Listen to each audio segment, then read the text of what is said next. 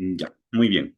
Buenos días con todos, chicos. Vamos a comenzar con la clase del día de hoy, que es la segunda parte la parte 2 de la Primera Guerra Mundial, ¿ya?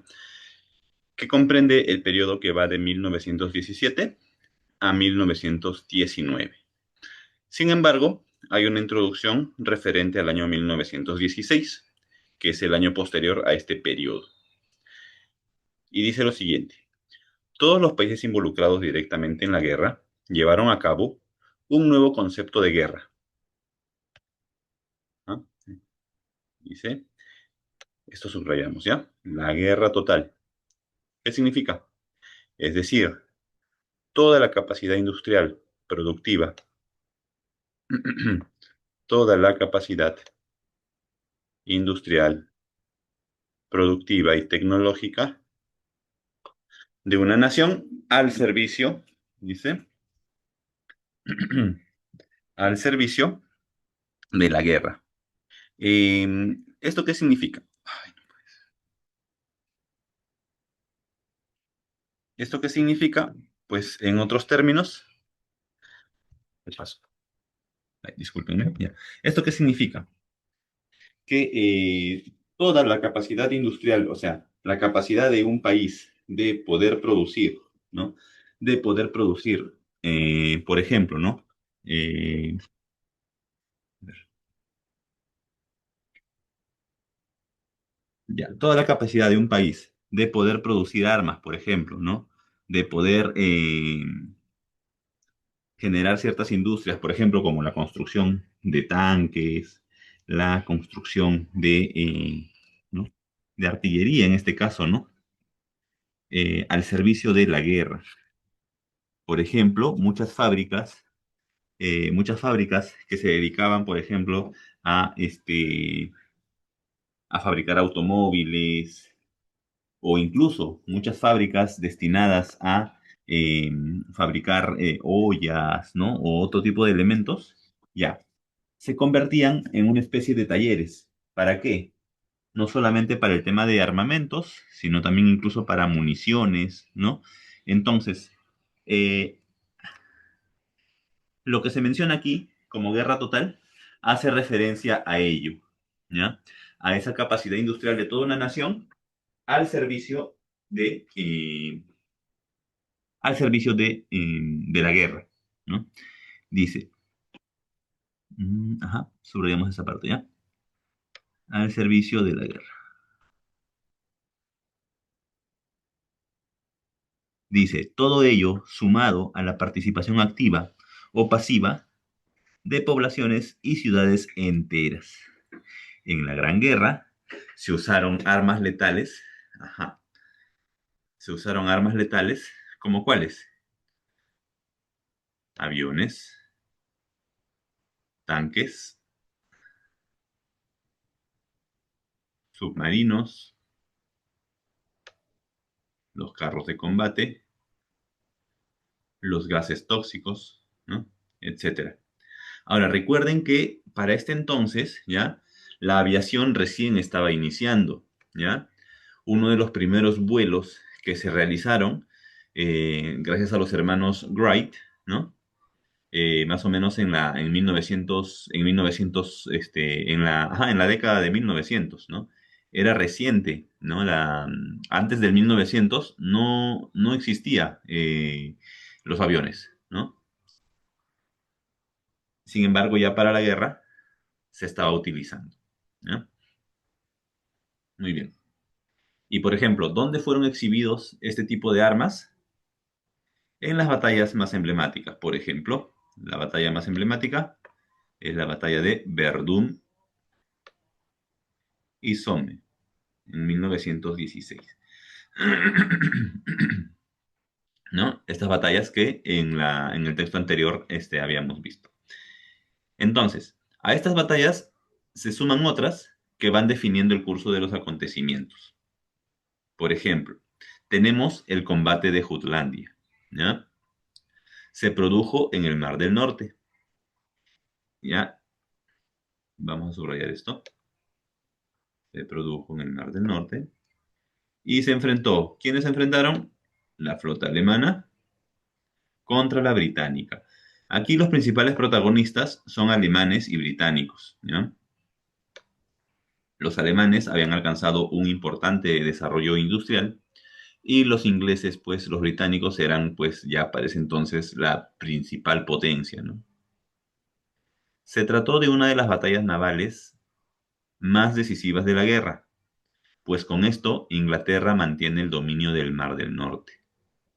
Ese mismo año, pero en diciembre, bajo la jefatura del ejército alemán a cargo de von Hindenburg, los alemanes y austriacos ocuparon Rumanía. Ajá. Entonces, en este contexto de la guerra, de esta batalla, alemanes y austriacos, ¿ya?, ocuparon Rumanía, diciembre de 1916. Con ellos se apoderaron de su petróleo, importante recurso para sostener la guerra. Ajá. Tengan en cuenta que el tema de los recursos naturales, chicos, es un tema importante en este contexto. ¿Por qué?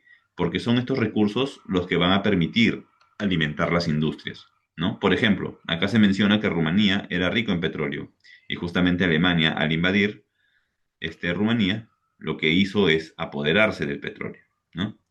Y con este petróleo, con este recurso, obviamente, aseguraba el funcionamiento de su industria, ¿ya? Dice, las batallas de Isonzo de 1916 en Italia, de marzo a noviembre de 1916, ¿ya?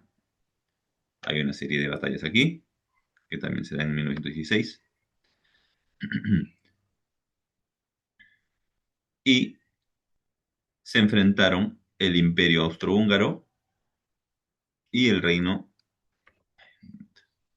y el Reino de Italia. Entonces, tengan en cuenta que no es un único enfrentamiento, ¿ya? Justamente se llama Guerra Mundial porque fueron varias naciones las que se vieron envueltas en esta guerra, ¿no? No solamente Alemania y Gran Bretaña, sino también todos los aliados, pues, ¿no? De la Triple Entente, la Triple Alianza, ¿no? Y entonces, por ejemplo, el Imperio Austrohúngaro se enfrentaba con Italia, ¿no?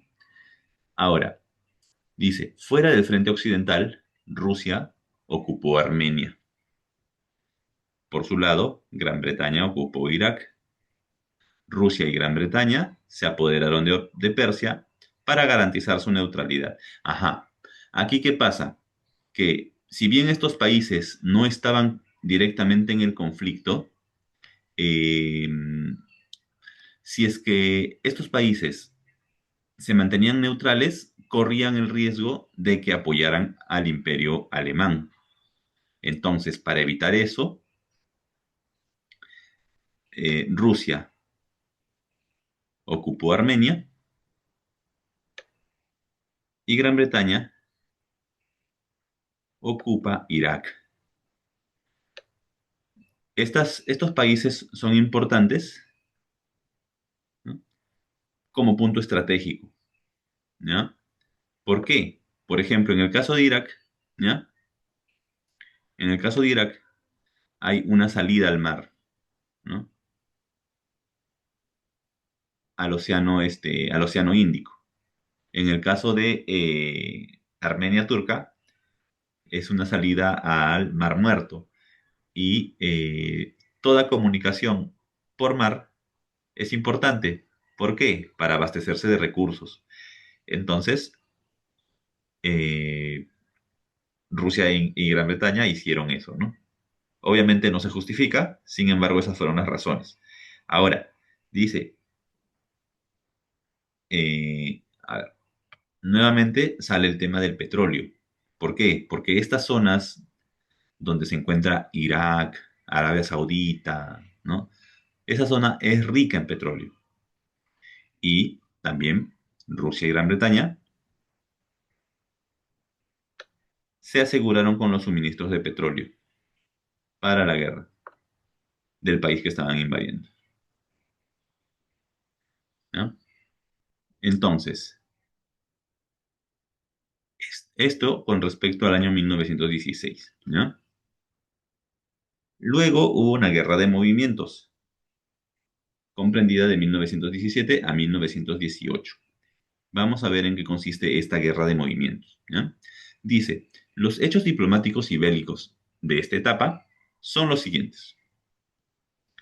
El retiro de, de Rusia de la guerra. Ajá. En 1918, Rusia sale de la guerra. ¿Ya? En 1918, con la firma del Tratado Brest-Litovsk. Dice, Rusia se retira de la guerra, ajá, debido al estallido de la Revolución Socialista que logró derrocar al último zar ruso de la dinastía Romanov. Ajá, claro, Rusia para este entonces era todavía una monarquía, ¿no? Era un imperio monárquico, ¿no? Había un rey, que bueno, en el caso de ellos no se le llama rey, sino que se le llama zar. y, y bueno, como Rusia estaba con el tema de la guerra, su población aprovechó para rebelarse este, eh, contra este emperador, pues, ¿no? Entonces, la revolución socialista que pasó Rusia ocasionó su retiro de la guerra. Y esta revolución tuvo éxito en Rusia. ¿Por qué? Porque lograron derrocar al último zar de la dinastía Romanov.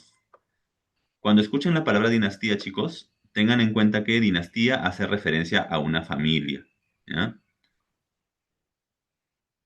Recuerden que las monarquías no son elegidas por voto popular, ¿ya? Sino que pasan de generación en generación y todo queda con una familia que es la que supuestamente tiene el derecho a gobernar. Entonces, con este tratado, Rusia pierde territorios. ¿Como cuáles? Finlandia. Miren, miren todos los territorios que pierde Rusia. ¿No?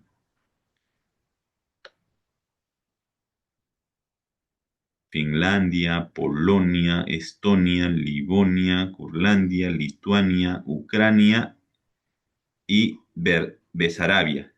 Ahora, yo me imagino que ustedes estarán al tanto quizás de lo que ha pasado, o bueno, lo que está pasando con Rusia actualmente, con Rusia y Ucrania.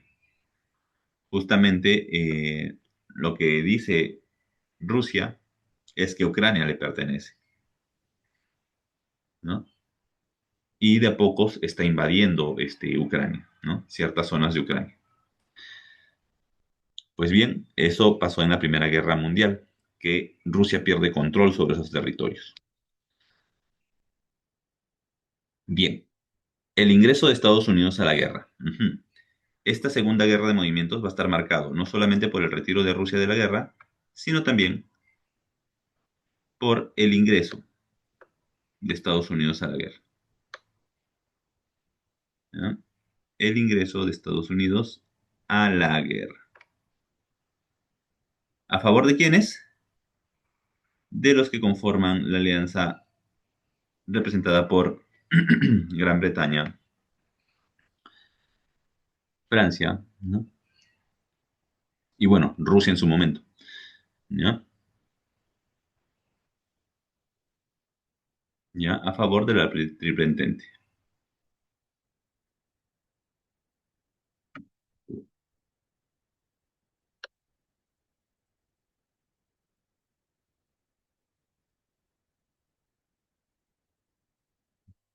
Ya, muy bien. Entonces dice, los constantes ataques de submarinos alemanes en el Atlántico generó el ingreso de Estados Unidos en la guerra contra la Triple Alianza. Dice, como se mencionó en el tema anterior, el hundimiento de Lusitania, ¿ya? El hundimiento de Lusitania fue el pretexto que usó Estados Unidos para ingresar a la guerra, siendo la interceptación del telegrama Zimmerman el hecho que aceleró dicho ingreso. Ajá, acá se menciona un hecho que es el telegrama. Ahora, ¿alguien sabe lo que es un telegrama? A ver, si desean lo pueden colocar en los comentarios. ¿Qué es un telegrama? O si desean lo pueden decir, ¿no? activando su audio. ¿Han Es escuchado? eso, una máquina que podían comunicarse en la antigüedad. Ya, en la antigüedad, claro, o sea, mucho antes, claro, antes de que el teléfono se hiciera popular, ¿no? Antes de todo ello, existían lo que eran los telégrafos. Ujú. Y los telégrafos tenían, es más, ¿han escuchado alguna vez de la clave Morse? A ver, vamos a hacer un paréntesis, ¿ya? Por ejemplo, eh, si tú querías mandar una comunicación, ¿ya? ¿Ya? Si tú querías mandar una comunicación a través de un telégrafo, tenías que seguir una regla como una especie de alfabeto. Ahí está, como una especie de alfabeto. Y por ejemplo, si pueden ver aquí, cada letra, cada letra está representada por unos puntos y unos guiones, ¿ya? Y por ejemplo, un punto y un guión significaba una letra. Un guión y tres puntos, otra letra, y así sucesivamente, ¿no? Y al final tú tenías una hoja llena de puntos y rayas que tú tenías que descifrar letra por letra e incluso también los números, ¿no? Como podemos ver aquí. Y de esa manera se mandaban comunicaciones en este contexto de la Primera Guerra Mundial a través de ¿Código Morse? código Morse. Ajá, código o clave Morse. En ambos casos, ¿no? Cualquiera de los dos. Ujú, sí. Entonces, acá se hace referencia al telegrama Zimmerman, ¿ya? A ver, no sé por qué no puedo subrayar.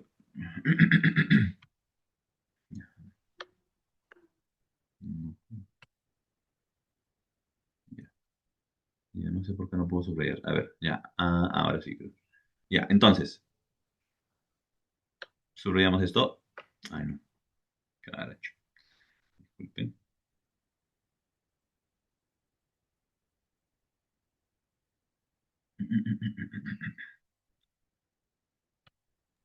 Ya, entonces, vamos a subrayar el hundimiento.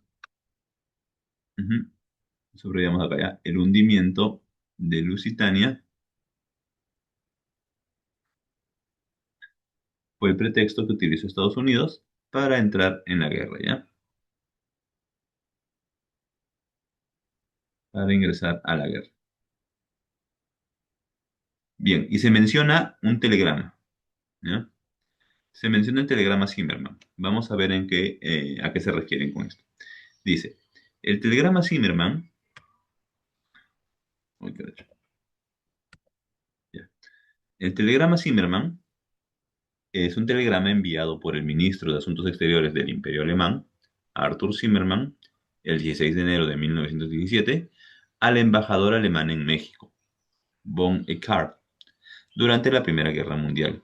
En este telegrama se instruía al embajador para que se acercara al gobierno mexicano con una propuesta para formar una alianza contra Estados Unidos. Dicho telegrama fue interceptado por los británicos. Ajá. Entonces, tenemos que hay una comunicación, ¿no? A través de un telegrama que es interceptada por los británicos, en el cual se mencionan las intenciones, pues, ¿no? Del Imperio Alemán de acercarse a México con la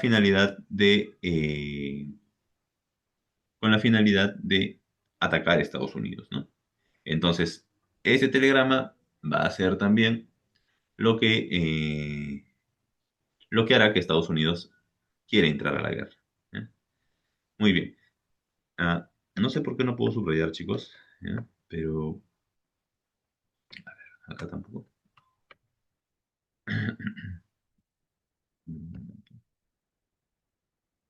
No se puede subrayar. Extraño. Ya bueno, continuamos.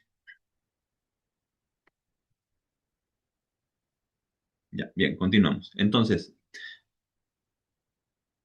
tenemos la batalla de Caporeto, ¿ya?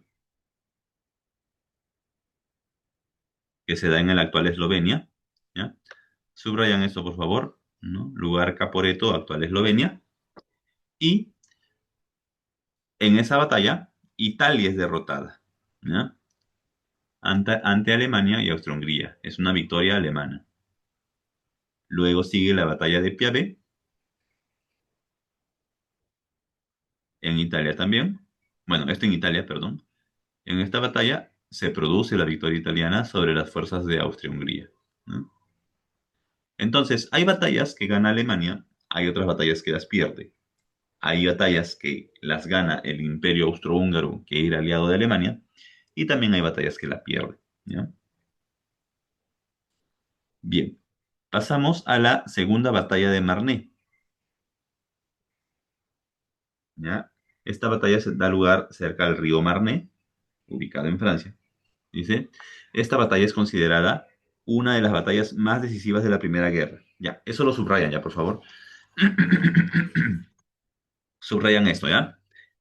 Subrayan la parte que dice, es considerada una de las batallas más decisivas de la Primera Guerra Mundial. Enfrentó a Alemania contra las potencias aliadas del Entente, Francia, Inglaterra, Estados Unidos. Ante el avance alemán sobre territorio francés, la contraofensiva aliada se vio favorecida con la aportación de tropas y material bélico estadounidense. Entonces, ¿qué sucede? Los Estados Unidos empieza a entrar a la guerra apoyando no solamente con armamento, sino también con tropas, ¿no? En este caso con soldados, pues, ¿no? Con soldados, ¿ya?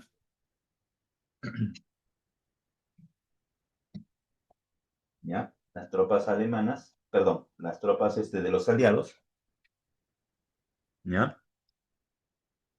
Se vio favorecida el- por el apoyo de Estados Unidos con estas, ¿no? Con estos armamentos, ¿ya? Muy bien. Continuamos, a ver.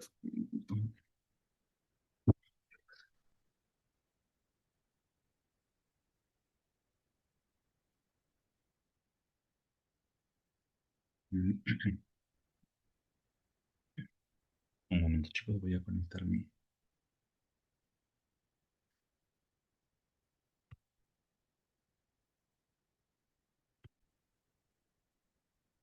Ya, muy bien. Entonces, Estados Unidos, como estaba comentando, ¿no? Apoya a las potencias aliadas del Entente, ¿no? Que son Francia, Inglaterra y Estados Unidos. Entonces dice, ante el avance alemán sobre territorio francés, la contraofensiva aliada se vio favorecida por la aportación de tropas y material bélico estadounidense. El ejército aliado estuvo al mando de Ferdinand Foch, ¿ya? Muy bien.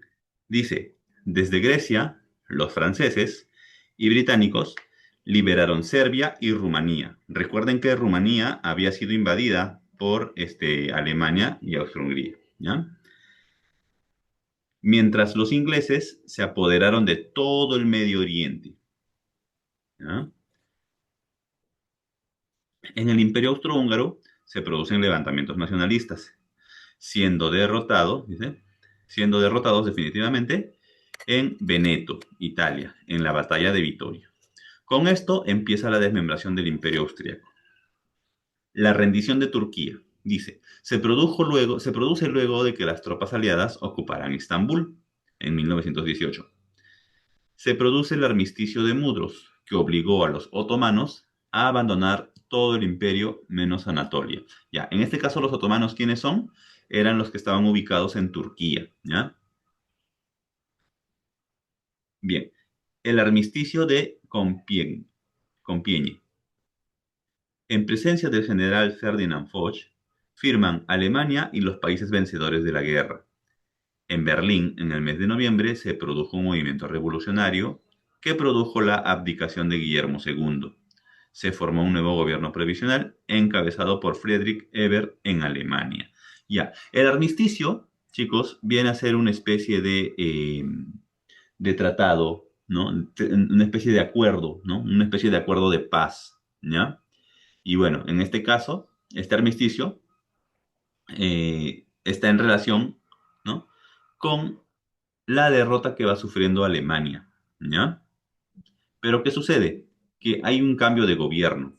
Guillermo II era emperador de Alemania y este renuncia al trono y toma el poder el señor Friedrich Ebert, ¿no?